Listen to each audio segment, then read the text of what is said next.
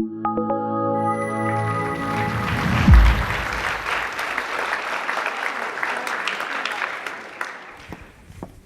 is the first thing you think of when you hear the word Titanic? If you're over 40, most likely you're thinking of the actual accident that occurred to the RMS Titanic, the gigantic ocean liner. You're thinking of the night of April 14th, 1912, when the RMS Titanic struck that fatal iceberg and sank, costing the lives of over 1,500 of her passengers. If you're under 40, you're most likely thinking of the James Cameron blockbuster by the same name. You remember the forbidden love between Leonardo DiCaprio and Kate Winslet and the stunning special effects. But the latter has never been the true legacy of the RMS Titanic and her doomed, fateful final voyage. One cold April night in the middle of the Atlantic Ocean in 1912, hundreds of lives were lost. But a legacy was born. You see, that was the night that the motto of the sea, women and children first, was cemented into the hearts and minds of America and Europe. As you may know, the movie Titanic has been re-released in 3D. But what we would like to focus on today is the real legacy of Titanic, not special effects. You see, we believe that heroism flowers in Titanic moments, but it's cultivated in the day-to-day practice of virtue. We call these virtues Titanic heroism in 3G. Those 3 Gs are give what you have, give more than you take, and give it your all. Benjamin and I have been personally inspired by the stories of many of those on board the Titanic 100 years ago. And today we'd like to share some of those stories with you using the 3 resounding principles that they embodied. The first 3G principle is give what you have. This principle means that we need to be ready to give whatever our gifts or abilities are, whether they be our time, our talent, or our treasure. The musicians on board the Titanic were a great example of the principle, give what you have. There were 2 bands on board the Titanic. One was a trio, and the other a quintet. The night of April 14th, 1912 was both the first and sadly the last time that these 2 bands played together. The musicians had their music. They hoped that the music they played would calm and soothe the frantic passengers being loaded into the lifeboats. They gave what they had, regardless of how small they thought the offering. The band played on, even past the order, every man for himself. Now, playing until the ship sank certainly wasn't a part of their original job description. Yet the band gave what they had, and in the end, their lives. Many survivor accounts say that the last song played was Nearer My God to Thee. None of the musicians survived. The second 3G principle is give more than you take. When we live this principle, we're not worrying about fairness or having as much as others, but instead practicing self-sacrifice in relation to our gifts. Now, there were many examples of this lived out on board Titanic, but one of those examples was Reverend Thomas Biles. You see, Reverend Biles was a Roman Catholic priest who was traveling from his Essex home to officiate at his brother's wedding in New York. His brother had bought his White Star Line ticket, but in a last-minute switch, it was decided that Reverend Biles would leave on board Titanic. On the night of April 14th, 1912, Father Biles was on deck praying when the ship struck the fatal iceberg. He immediately rushed down to steerage passengers, who, although thrown from their berths because of the accident, weren't informed of the actual cause of the collision until much later. Father Biles probably was one of the first to bring news of the iceberg to third-class passengers. To calm an already chaotic situation, Father Biles prayed with the passengers, offered general absolution, and led many of them onto deck. When he heard the order, women and children first, he began to load as many women and children into the lifeboats as he could. Third-class passenger and survivor, Miss Ellen Mockler, said of Father Biles, "A sailor warned the priest of the danger and begged him to board a boat. Father Biles refused. The same seaman spoke to him again and seemed anxious to help him, but the priest refused again. Father Biles certainly could have been saved, but he would not leave until one was left, and the sailors' entreaties were not heeded. Miss Mockler continues, "As my boat left the ship, and it was the last one to leave, and we were slowly moving further and further away, I could hear distinctly the voice of the priest and the responses to his prayers, until finally they grew fainter and fainter, until all I could hear were the strains of 'Nearer, my God, to Thee,' and the screams of the people left behind."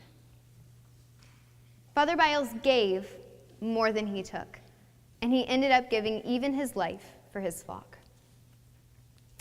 Now, so far we've covered 2 of the 3 G principles: give what you have and give more than you take. The final 3G principle, give it your all, deals not only with giving, but with the way we give, giving to the fullest of our abilities. Chief Senior Marconi Operator Jack Phillips was an excellent example of this principle on board Titanic. Celebrating his 25th birthday on the ship, Phillips had been telegraphing for over 5 years. Though he worked with a fellow partner, Harold Bride, on board Titanic, Phillips' job was both taxing and tedious. Many passengers wanted to send out fashionable Marconi telegrams while on board Titanic, resulting in the overworked equipment needing repair during the voyage.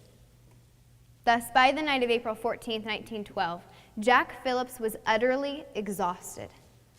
Iceberg warnings had been coming in all day, and he had needed to work extra hard to fill in the backup of passenger telegrams. His partner, Harold Bride, woke up 2 hours before his own planned start time to give Phillips a much-needed rest. Just at that point, however, Captain Smith came in, warned the men of the situation, and ordered them to begin sending out distress signals. That started 4 hours of grueling work for Phillips, who put aside his fatigue to focus on doing his part to save Titanic. He sent out distress signals to various ships, hoping that at some point someone near would respond. The only ship near enough to render aid was the Carpathia, and she immediately set out for the ship in distress. However, the Carpathia was 50 miles away. At about 2:10 a.m., Captain Smith gave the order, "Every man for himself." Even past that order, Phillips and Bride continued to send out distress signals until the Marconi room began to flood with water. These 2 men ran out and ended up on Collapsible B together, the upturned boat that floated in the water. Jack Phillips died on that lifeboat from fatigue and hypothermia. He gave his all by going beyond the call of duty to ensure that help was on its way. On Titanic, the motto of the sea, "Women and children first," worked. Because the men at that time were conditioned to act in a protective manner, and because the women at that time were honored to be protected. But not all agreed with the concept of women and children first. In fact, Miss Lida Stokes Adams, a suffragette of the time, commented on the Titanic disaster back in 1912, just a few months after the sinking. Miss Adams said, "Of course, it is hard to answer whether the women and children should have been given the preference in such a disaster, but I don't think they should have. I think the women should have demanded that the boats be filled with an equal number of men, or that the men should have been given an equal chance in saving themselves, though in brute strength they are stronger. Years from now, there will be similar accidents, and I venture to say that men and women will share the disaster alike." Here we all are, over 100 years later.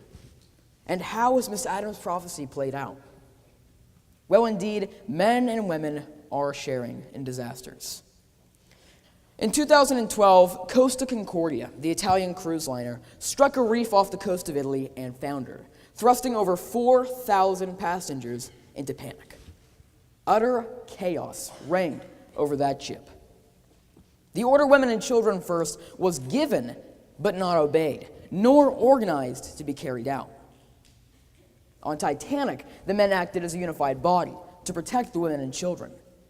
But on the Costa Concordia, each individual made their own decisions as to what was best for themselves and for those they loved most. So when we look at the stories of the Titanic and the Costa Concordia, we see that we as a society must embrace the legacy of the Titanic. You see, there will always be those who will act heroically on their own. But there will also always be those who will not. The question is, what are the masses inspired to do? Now, I'm sure we're all thankful that the Costa Concordia was just offshore, and that the tragedy wasn't worse than what was revealed to us through the news. But if we want to inspire Titanic heroism in this generation, we need to teach and encourage the 3G principles. Now, frankly, I understand that all these stories of heroism we've been hearing today can sometimes be a little overwhelming. In fact, just a quick show of hands, how many of you think that if the Titanic or an incident like it were to occur again today, and you were on that ship, how many of you could say that you would give up your seat in a lifeboat for someone that you'd never met before? Just a show of hands. How many of you think you can do it? It's not a question that many of us ask ourselves. And the reason is because we always think that I won't have to do that, right? The Titanic doesn't happen every day. I'm not going to have to give up my seat or die for someone else. But all these real-life heroes, all the stories that you're hearing, they too didn't know that they would be called upon to give up their lives. Father Thomas Biles, Jack Phillips, they did not board the Titanic knowing that it was to sink. We heard earlier today about the story of Todd Beamer on United Airlines 93. He didn't know that when he boarded that plane that morning that it was to be hijacked and that he would be called upon to take the plane back over. But the fact is that when the time came, Todd Beamer did strive to take that plane back over. Father Biles did give up his seat in a lifeboat. So too, all of us must be prepared to stand up and do something heroic when our Titanic moment arrives. The reason it's so important to Benjamin and I to look through history and find these heroes in our own lives is because it gives a concrete example of role models throughout history who have taken the opportunity to take those Titanic moments and become everyday Titanic heroes in their own lives. And that's the point of the 3G principles. They're not just some heroic stories of what men and women did in the past. They're a call to action for us, for today, and for the future. So today, what we, in the end, hope is that you'll be inspired to live and to practice the 3G principles in your own lives. Give what you have, give more than you take, and give it your all. Thank you very much for coming. Stay there? Okay. I'm impressed by every speaker that's been up here, but these are 14 and 17 years old. And they've been doing this for 3 years already. So let's hear it again for how amazing they are. Welcome.